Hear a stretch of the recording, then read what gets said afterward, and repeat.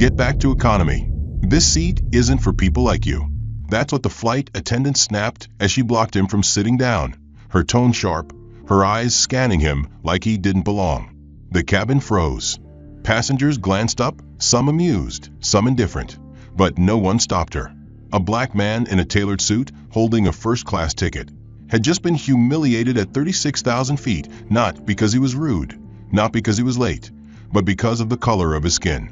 They saw his face and made a decision, undeserving.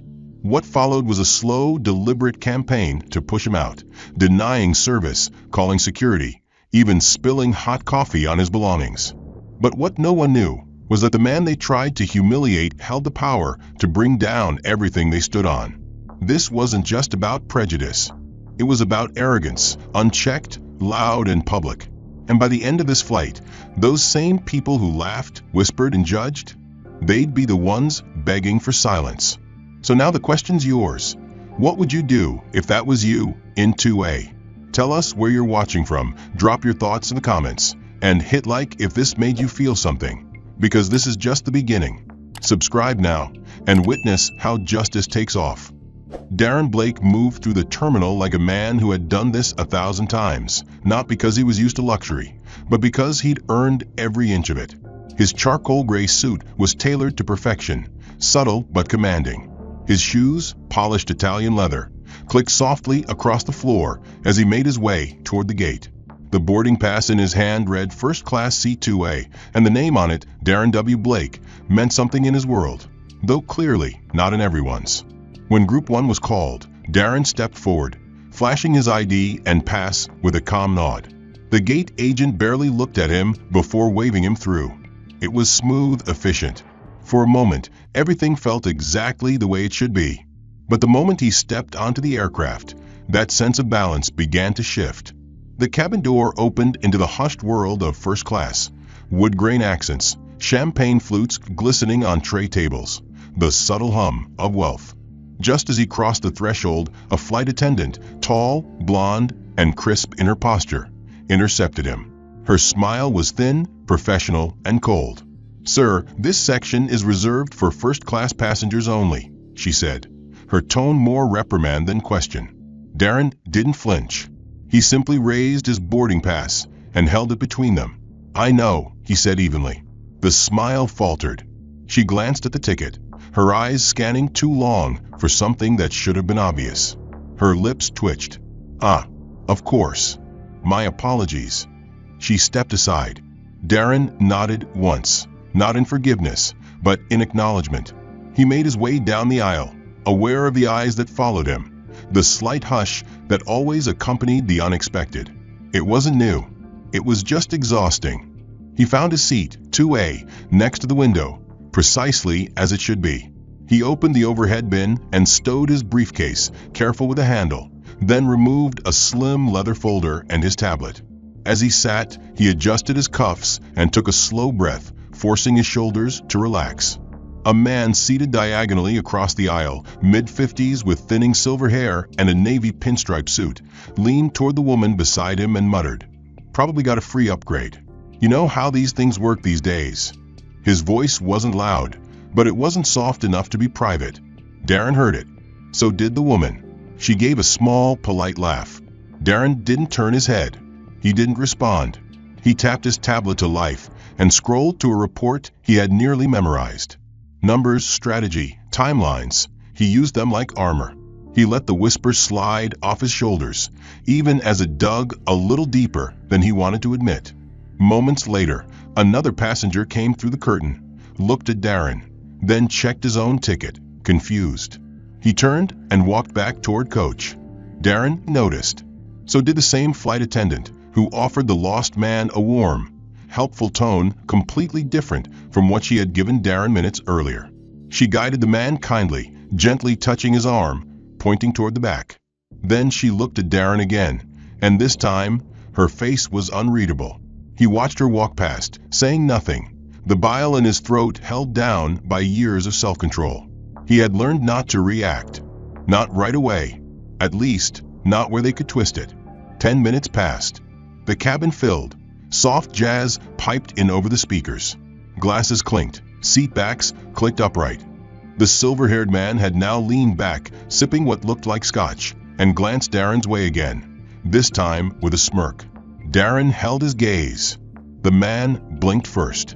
Just as Darren turned back to his tablet, a young woman walked by, early 20s, oversized designer sunglasses, Instagram-famous demeanor.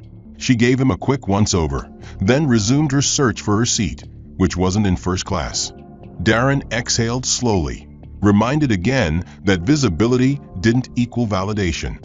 It was always like this.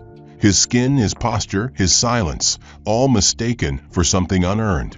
They saw his face and wrote the rest of the story without asking a single question. But this was his seat, paid for, reserved, and he wasn't moving. When Rachel, the same flight attendant, returned with a tray of pre-departure drinks, she offered champagne to every other passenger with eye contact and a smile. Darren received his glass without either. Her hand paused at his row. "Would you like something to drink?" she asked, as if it were a favor. "Champagne's fine," he replied, not looking up. She poured it without comment and moved on. Darren raised the glass to his lips and took a measured sip. Cold, crisp, detached, just like the service.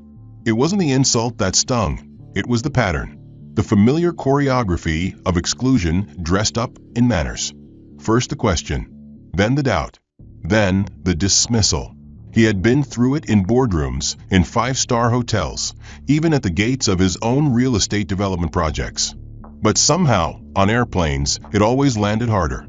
The whispers hadn't stopped, they'd simply changed direction. Muted judgments exchanged in subtle glances, in the way Rachel, the flight attendant, seemed to double-check her service card every time she passed him, as if expecting something to go wrong. 10 minutes after boarding had completed, while most passengers were settling into in-flight menus or closing laptop lids, Darren noticed movement at the front of the cabin. A man in a dark blue blazer with no name tag, aviation security, stepped in quietly but purposefully. He spoke to Rachel, who glanced in Darren's direction before nodding curtly. The man approached Darren's row, his voice low, his demeanor overly polite in a way that suggested practiced formality, not respect.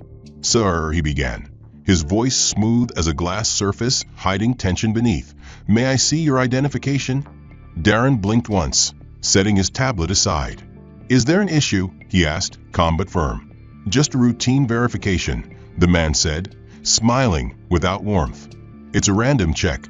Darren handed over his passport, watching the man as he scanned the details with unnecessary slowness. No one else was being asked. No one else was being randomly verified. It wasn't lost on Darren, nor on a few alert passengers watching the exchange. When the security agent finally handed it back, his nod was mechanical. "Thank you for your cooperation," he said, but the pause before he turned away made Darren uneasy.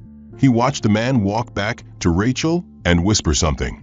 She tapped on her tablet, glanced back at Darren's row, and entered something into the manifest system. Darren knew enough about how these systems worked.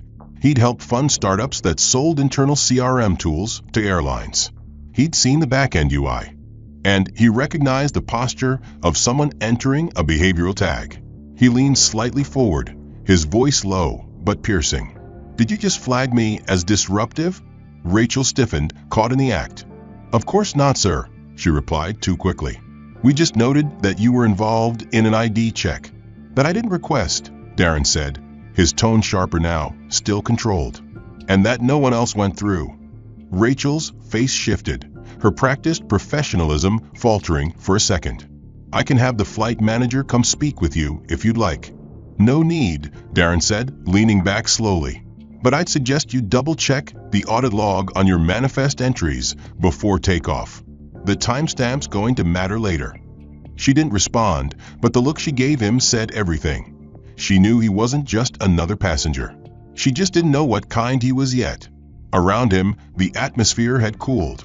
The couple across the aisle was suddenly very interested in the wine list. The man who'd whispered about upgrades now studied his hands.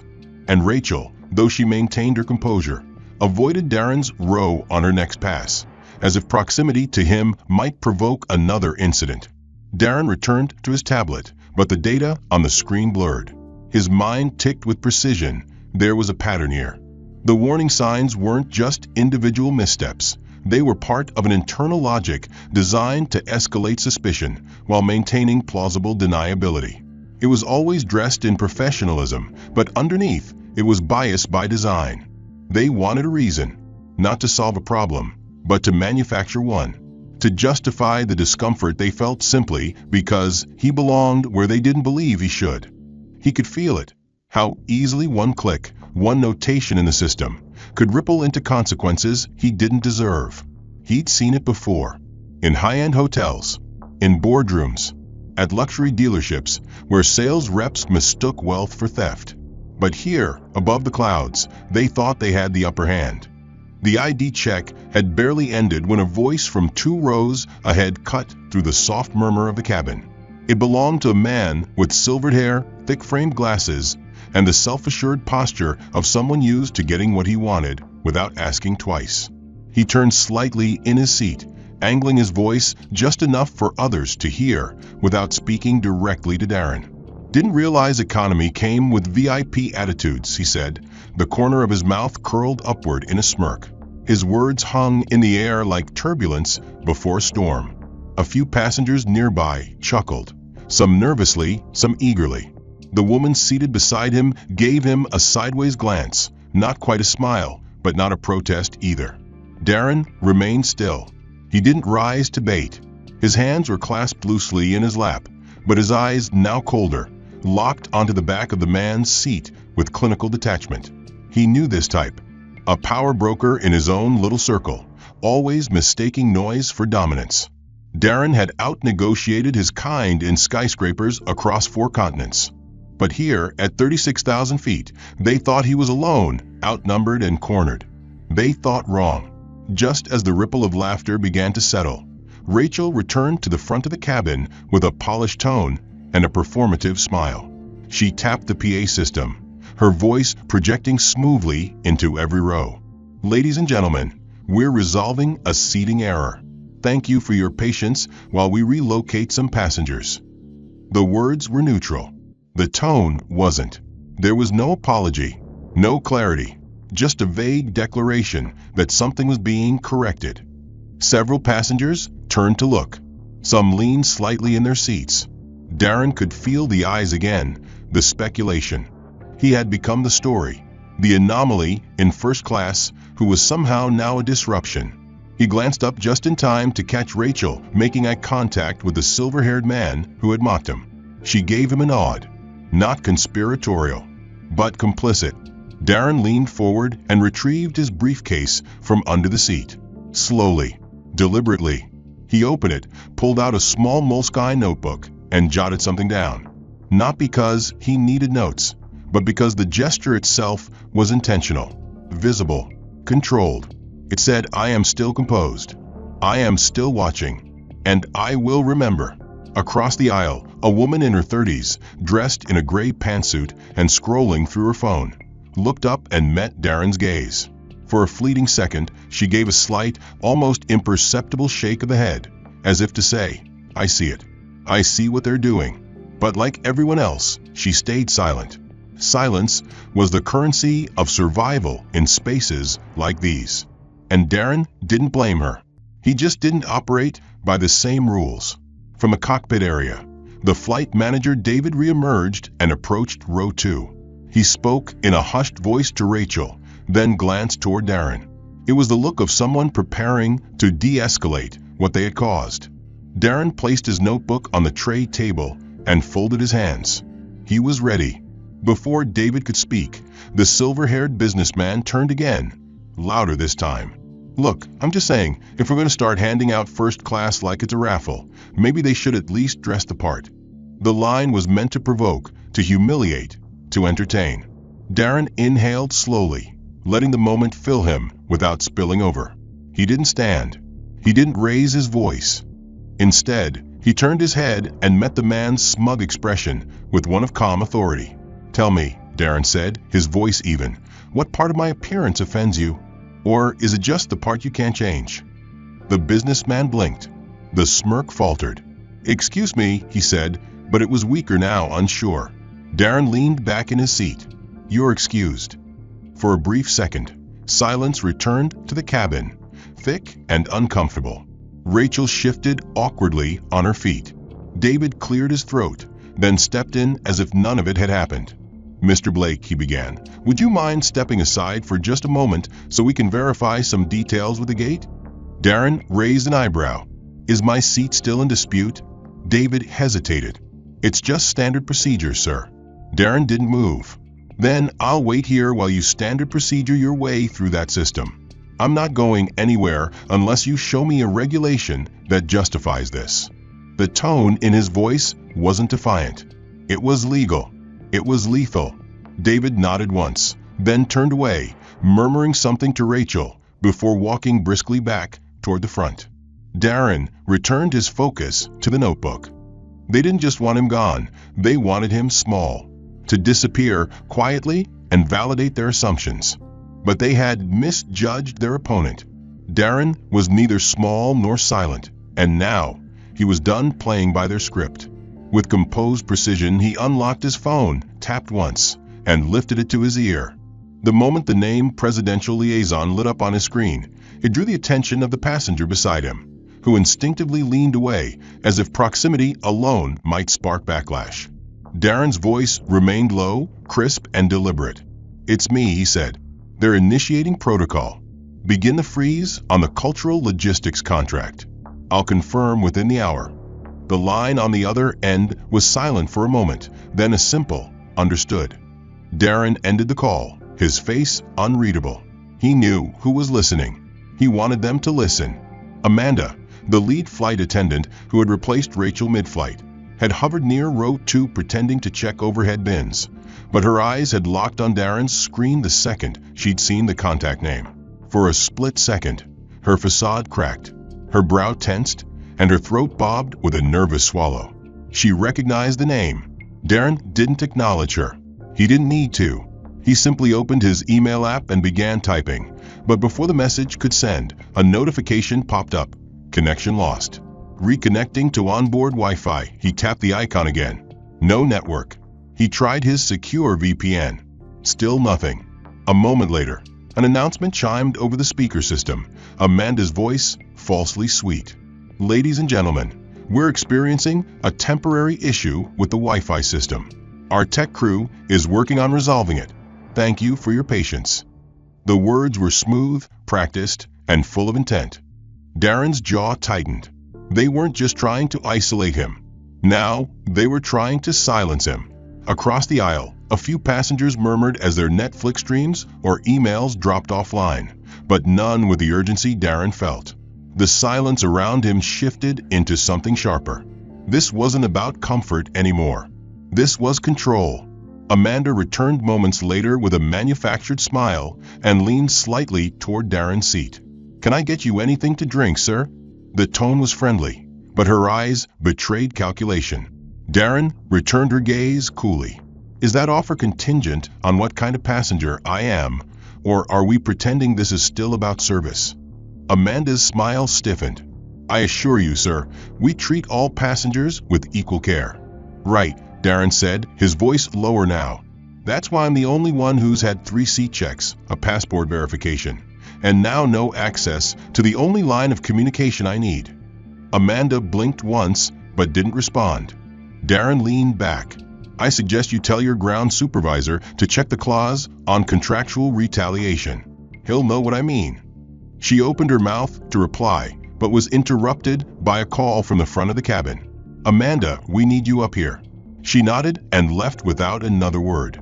Darren watched her go, then reopened his notebook and began to write, not just names and events, but timestamps, quotes, expressions, posture, tone. He documented everything with the precision of a man who knew the value of receipts. Meanwhile, the businessman in 2B kept glancing at him, but the confidence in his eyes had faded. There was something different about Darren now, something that made even the arrogant begin to reconsider their footing. A few rows back, the younger woman in the gray pantsuit glanced up from her now disconnected tablet and studied Darren again. This time, she looked less like a bystander and more like someone trying to place a name to a face. He wasn't just writing for himself now. He was preparing documentation that would speak louder than outrage, louder than confrontation. Yet even as he wrote, the situation around him curdled further. A young woman in seat 3C, dressed in designer athleisure with flawless makeup and a phone case plastered in brand logos, held her phone just high enough to catch Darren in frame. The red live stream pulsed on the screen, and her voice, airy and laced with entitlement, carried across the cabin. "This is why first-class standards have dropped," she said, not even pretending to whisper. "I mean, look at this. They'll let anyone up here now. It's getting embarrassing." Her friend beside her, chewing gum with glassy-eyed boredom, nodded and added, "Betty upgraded on points. Or worse, media pressure." Darren didn't flinch. He didn't even look at them. He simply reached for his water bottle, unscrewed the cap, and took a long sip. But a few rows up, a man in business attire, a hedge fund guy by the look of his Rolex and thin patience, smirked and muttered, "Yeah, probably a diversity PR move. They do that now." His voice wasn't loud, but it was sharp enough to cut. Darren had spent years decoding these moments. They thought if they kept it subtle, it couldn't be called out. That if they wrapped insult in casual tone, it became opinion instead of offense. But truth didn't need volume.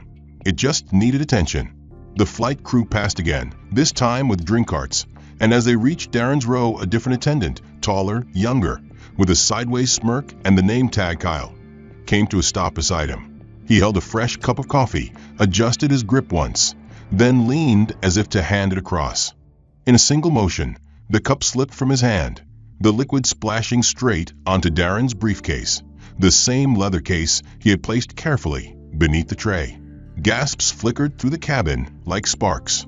The young woman, live-streaming, actually laughed aloud. Kyle immediately dropped into a crouch, pulling napkins from his apron, but his voice lacked any true apology. "Oh no," he said, lips curling in mock sympathy. "That must have been, like, faux leather or something, right?" Darren stared down at the spreading stain, then looked up at Kyle with a calm so chilling it turned the smirk into a twitch.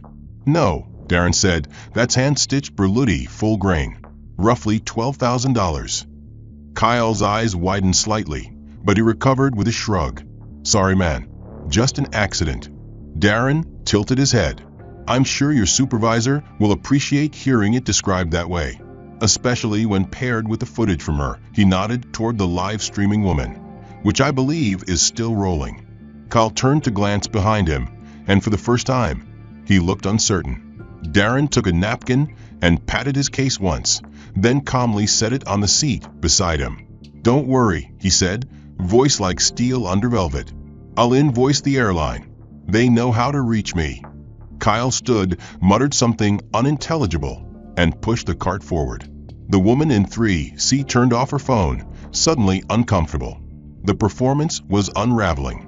Yet Amanda returned moments later, as if summoned by tension itself. She stopped by Darren's row, glanced at the stained briefcase, then at Kyle retreating. "Is there a problem here, Mr. Blake?" she asked, but there was no warmth, only protocol. Darren didn't rise to it. "No problem. Just an accident," he said, echoing Kyle's earlier tone with surgical precision. "Though I imagine if this had happened to your chairman's son, someone would be grounded before we reached cruising altitude." Amanda hesitated. She knew she couldn't argue the point without making it worse. Darren's voice dropped an octave, rich with warning. "You're not dealing with someone who panics. I'm patient. But every minute you continue this campaign of performance," he motioned subtly to the staff, the nearby passengers still whispering, "you're writing a case file I don't even have to lift a finger to build." Amanda nodded once, tense, and walked away without another word. The flight moved forward on schedule, but beneath the surface, the tension brewed thick and unspoken, like pressure building behind a wall of glass. Darren sat composed, calm, but not still. His mind kept working, cycling through strategies, calculating leverage, replaying every face, every word, and every opportunity they'd handed him without realizing it. He had said nothing yet, but when he did, it would land like a verdict. A few rows ahead, Amanda stood near the galley, speaking to Kyle and one other crew member. Their voices were low, intended for no one else. But what none of them noticed was that the crew intercom mic had not been turned off properly. A soft mechanical click echoed, and then Amanda's voice crackled over the cabin speakers, clear and unfiltered. "Just keep pushing him until he gets off." The sentence hung in the air, cruel and cutting. The words sliced through the hushed murmur of the cabin like a siren. At first, no one moved, frozen by the sheer bluntness of what had just been said. Then, slowly, necks turned toward Amanda at the front. Even she froze, her eyes widening as the realization hit. Kyle swore under his breath and lunged to switch off the feed. The cabin went dead silent, then buzzed faintly with a sound of tension snapping into open recognition. A man in 1D leaned back and whispered to his wife. The woman who had been live streaming earlier now fumbled to unlock her phone, suddenly aware that what had once seemed like online theater was quickly spiraling into scandal. And Darren? Darren didn't flinch. He simply looked down at his open notebook, drew a line across the page, and wrote one sentence in deliberate, slow letters. "Crew openly admits to targeting passenger recorded."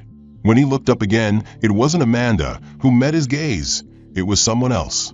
Maya, the youngest of the attendants, stood at the edge of his row, her posture stiff, her face pale, but her eyes full of something different. Regret. Recognition. She took a careful step forward, holding a tray of water bottles. And as she bent slightly to offer one to Darren, her other hand slipped something small and folded into the outer pocket of his jacket. She didn't speak. She didn't look him in the eye. But when she straightened and moved on, Darren reached down, retrieved the note, and unfolded it beneath the cover of his tray table. It was scribbled quickly on the back of a napkin, the handwriting neat but nervous. "I know who you are. I'm sorry for what they're doing. Please don't let this change what you're building." Maya. Darren stared at the note for a moment, then carefully folded it again and tucked it into his notebook. He didn't smile. He didn't sigh. But his jaw unclenched slightly, and the fire in his eyes sharpened into focus. There was still integrity in the room, even if it was hiding behind fear. And that meant not everything was broken. Yet, Amanda hadn't returned to the main cabin. Word had clearly reached the cockpit, because a supervisor-level officer stepped out minutes later, walked the length of first class, and whispered something to a crew member near the back. Whatever damage control they were planning, it was too late. Darren knew the intercom slip was recorded on the flight log. He knew the cabin mic feed could be accessed post-flight. He also knew several passengers had heard it, and some had phones in hand, potentially already uploading it. This was no longer just mistreatment.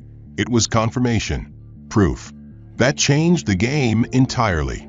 No more misunderstandings. No more plausible deniability. The crew had spoken their intent over a live broadcast, and the mask had slipped. Amanda had vanished behind the curtain, Kyle was keeping his head down, and Maya hadn't returned. Passengers had shifted from passive observers to uneasy participants, their silence no longer apathy, but fear of what might come next. And Darren? He hadn't moved. Not until now. Slowly, deliberately, he reached for his phone once more. The Wi-Fi light was still red, but Darren didn't need it this time. He activated hotspot tethering through a backup sat-link in his jacket pocket, a luxury most didn't know existed, but one that VIP-level executives were sometimes granted for global travel contingencies. The signal flickered, then locked. The call connected within seconds. He stood up without warning, causing several heads to turn. His voice was low, but firm enough to carry. "Put me through." Now, the screen came to life, revealing the familiar face of Elena Cortez, CEO of Veritas Global Art and Culture.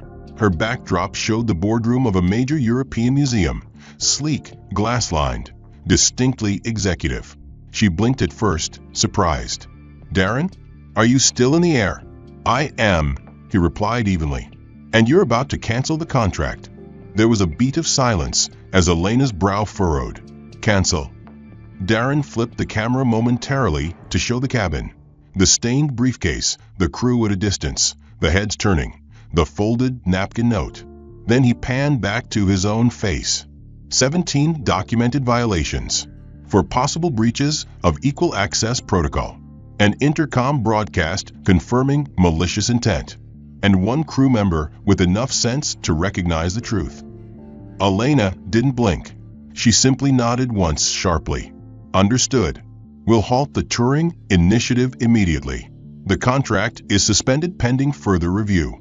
You have full authorization to make the call. Darren ended the video without another word. He didn't need to explain. Veritas handled global art logistics, including the $1.7 billion cultural exhibit slated to travel across multiple continents, an exhibit that had been set to launch with this very airline as its official transport sponsor. Amanda had just walked into the cabin again when he pocketed the phone. She froze mid-step. Her eyes met Darren's, and for the first time, all trace of control left her face. He saw it then, the recognition. Not fear, not regret. Recognition. She knew who he was. Not just a man in a seat, not just a client. She knew the full scale of what she and her crew had just jeopardized. Darren turned slightly, just enough for his voice to project. You'll want to prepare a statement, he said to her. Because in about 90 minutes, when this plane touches down, the media release goes live, along with the footage, the transcripts, and the full chain of negligence. Amanda's lips parted, but no sound came out. Her skin had lost color. A businessman 3 rows back lowered his tablet. The woman who had mocked Darren earlier now stared at him with wide, frozen eyes. Even Kyle, leaning against the rear galley wall, straightened as if bracing for impact. And Darren didn't sit. Not yet. He remained standing, composed, not gloating, but unshakable. He had given them every chance. Amanda hadn't spoken since. Her posture was rigid, her mouth drawn tight, her mind clearly scrambling for a narrative to mask what had already spiraled out of her control. Kyle had disappeared into the galley, and most of the passengers had ceased pretending to be uninvolved. One by one, phones began appearing discreetly in hands, recording, streaming, capturing a moment that would live far beyond this flight. Darren remained where he was, not for theatrics, but because the silence he commanded now spoke louder than any demand he could make. Then, from across the aisle, a voice finally broke through, a calm, journalistic tone edged with astonishment. Darren Blake, it said. You're the curator for the Veritas World Collection, aren't you? Darren turned slightly, spotting the speaker. A woman in her 40s, dark-rimmed glasses, tablet in hand. Her posture unmistakably familiar. A reporter. Her voice had that deliberate cadence trained in broadcast. Samantha Kruger, she added before he could respond. Global Features, The Atlantic. Darren offered a polite nod. I thought I recognized you. And I didn't recognize you fast enough, she said, her voice rising slightly as she looked around. Because had I known this was you, I would have been live 10 minutes ago. She tapped her tablet twice, and a red light blinked on. We are now. Amanda visibly paled. Passengers gasped softly as the reporter continued. Ladies and gentlemen, I'm currently on board Flight 312, where Darren Blake, International Curator, Strategic Advisor to the Veritas Global Art and Culture Initiative, and lead partner for the Sky Culture Alliance, was just publicly humiliated, targeted, and undermined by airline staff who had no idea they were mistreating the very architect of their upcoming multi-billion-dollar cultural partnership. The words struck like thunder across the cabin. Someone actually dropped their champagne glass. Amanda instinctively took a step back, her face flushed and frozen. Darren didn't move. He didn't need to. Samantha wasn't finished. The individual you see here, she gestured toward him, is responsible for the brand strategy that would have placed this airline at the cultural forefront of global aviation. That deal is now off the table, and I am recording this because the public deserves to see how easily status blinds judgment, and how power doesn't always look the way you expect it to. The red light blinked steadily. Every second captured a blow to the airline's integrity. A man 2 seats down whispered, "That's the Sky Culture guy? The one behind the Louvre project." Someone else murmured, "He's worth $500 million." Darren simply remained standing, letting the confirmation sink in, not as a flex, but as undeniable proof that truth didn't need to be defended when it stood in plain view. Amanda looked like she wanted to disappear, but no curtain could hide her now. Even Kyle, now halfway out of the galley, looked stunned as the implications unraveled. Meanwhile, Maya, the only attendant who had dared acknowledge the wrong being done, stood quietly by the rear exit. Her eyes met Darren's just for a second. He gave her a subtle nod of thanks, unspoken, but understood. The pilot's voice came over the intercom moments later, tense and unusually personal. "Ladies and gentlemen, this is your captain. We're beginning our initial descent into New York. We'd like to thank you for flying with us and hope to make your arrival as smooth as possible." His voice cracked slightly at the end. He knew. Word had clearly reached the cockpit. This wasn't just another flight anymore. It was a global incident. The hashtag Darren Blake trended within 20 minutes. The video from Samantha's feed hit 6 million views before the wheels touched the tarmac. Amanda stood frozen near the exit door, her uniform pristine, but her confidence gutted, as if her starched blazer could no longer hold together the unraveling reality around her. Kyle remained by the service galley, eyes lowered, every muscle in his body screaming tension. Darren remained seated, his tray table up, his posture composed, not triumphant, just resolute. He had no need to revel in their collapse. Their actions had written their own downfall. As the aircraft taxied to its gate, Maya, the junior attendant, walked down the aisle one last time for cabin check. But this time, she didn't avoid Darren's row. She stopped beside him briefly, handed him a warm towel, and whispered, "They'll call you before we reach baggage." Darren nodded, calm as ever. He already knew. Before the seatbelt light had even gone off, a man in a navy blue suit was waiting at the jet bridge. His ID badge bore the airline's global logo, his expression tight and unforgiving. Amanda saw him and instantly paled. The crew door opened, and he stepped on board with purpose. "Amanda Price," he said, voice clipped but formal. "You're relieved of duty effective immediately. Please surrender your crew badge and step off the aircraft."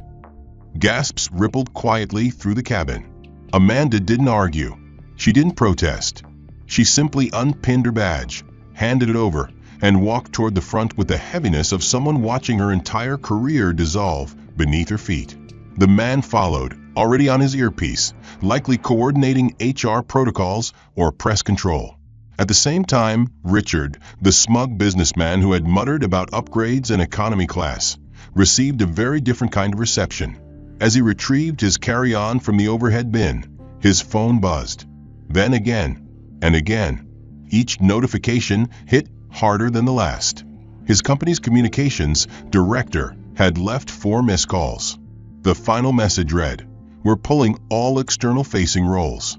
You've become a liability." The smugness left his face immediately. He sat down again, stunned, blinking at the screen like it might give him a different version of reality.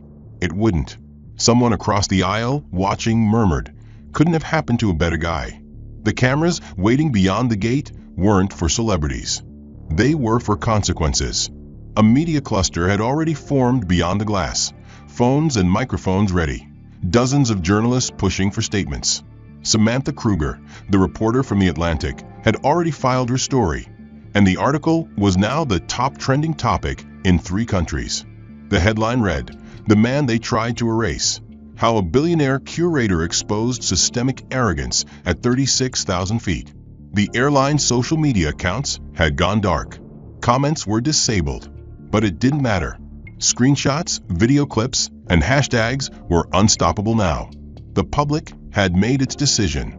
Within hours, major cultural partners had announced they were reviewing all collaborative contracts with the airline.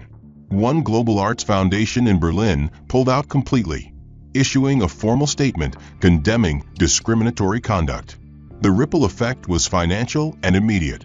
By the time Darren had reached the private terminal entrance, the airline stock had dropped 11.4% in pre-market trading. Investment analysts on CNBC and Bloomberg speculated on long-term brand trauma. Board members were summoned for emergency meetings. Meanwhile, Darren stepped into a black SUV waiting at the curb. The driver nodded, already aware. No questions were needed. Inside the car, Darren's assistant was already fielding calls, organizing the next steps. BBC wants an exclusive. CNN's prepping a full-hour panel. And Sky Culture's entire European tour wants your statement before noon. Darren nodded, his voice even. Tell them it's not about me. It's about what happens when silence becomes culture. And what happens when that silence is broken. From his phone, he sent one message, just 4 words, to a private equity contact that had once pitched an airline acquisition. Now is the time. Outside, the crowd grew. The days that followed were not just about fallout, they were about reckoning. The airline scrambled to contain a fire that had already razed the image it had spent decades building. CEOs gave press briefings, legal teams drafted statements, and PR firms worked overtime spinning narratives that came too little, too late. But none of it could outpace the truth that had already taken flight in Darren Blake's silence and the world's collective outrage. Amanda Price, once hailed internally as a leadership model in customer engagement, sat beneath soft studio lighting days later, no longer in uniform, no longer composed. Her face was bare of makeup, her hair pulled back, her voice raw. Cameras rolled as she looked directly into them, not out of confidence, but because there was nowhere else to look. I lost sight of what respect means, she said, her voice trembling. I lived with hate I didn't even understand. Her words didn't excuse her, and she knew it. She didn't ask for forgiveness. She didn't pretend it was a misunderstanding. She simply told the truth, that she had allowed fear and superiority to guide her actions, and that in doing so, she had lost more than her job. She had lost her own reflection. The interview aired on national television. Some scoffed, some cried, but many surprisingly listened. Because in a world exhausted by denial, her admission, however late, felt like a crack in the wall. Meanwhile, the world moved on around her. Darren didn't gloat. He didn't appear on talk shows or write editorials. Instead, he focused his energy elsewhere. 3 weeks after the incident, a press release hit the global wires announcing the launch of the Equi-Flight Initiative, a non-profit consultancy dedicated to reshaping training and accountability standards across the aviation industry. At its helm, appointed by Darren himself, was someone no one expected, Maya Thomas, the quiet, junior attendant who had slipped a napkin note into his jacket pocket when the world around her turned its face. In the press conference, she stood beside Darren, this time not in uniform, but in a tailored blazer, her shoulders no longer hesitant, her voice clear.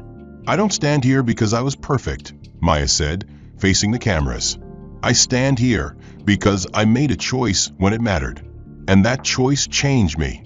The initiative, backed by a multi-million-dollar fund, began by partnering with airlines across the globe, focusing on bias deconstruction, empathy-based training, and real-time accountability mechanisms for crew behavior. Darren remained largely behind the scenes, refusing interviews unless they centered on the mission, not the scandal.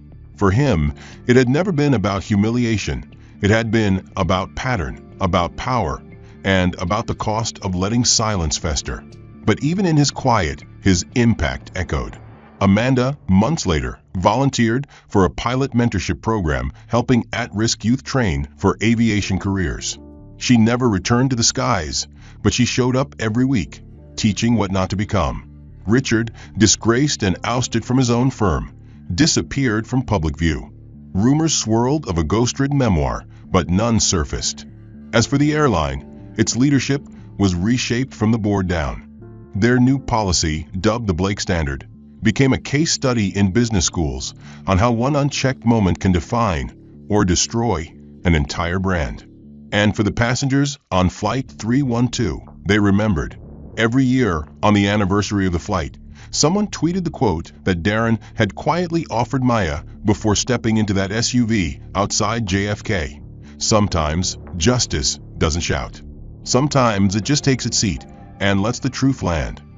The words became more than a line. They became a lesson. One not just about race or power, but about the strength of restraint, the courage of quiet conviction, and the impossible-to-ignore gravity of dignity. Because in the end, it wasn't the fall that changed everything. It was who stood up, calmly, deliberately, and with purpose, and reminded the world what respect really looked like. The end. If this story moved you, don't forget to like and subscribe for more powerful narratives just like it. Where are you watching from today? And what part of the story hit you the hardest? Was it the public humiliation, the unexpected twist, or the final moment of justice? Drop your thoughts in the comments. We'd love to hear your take.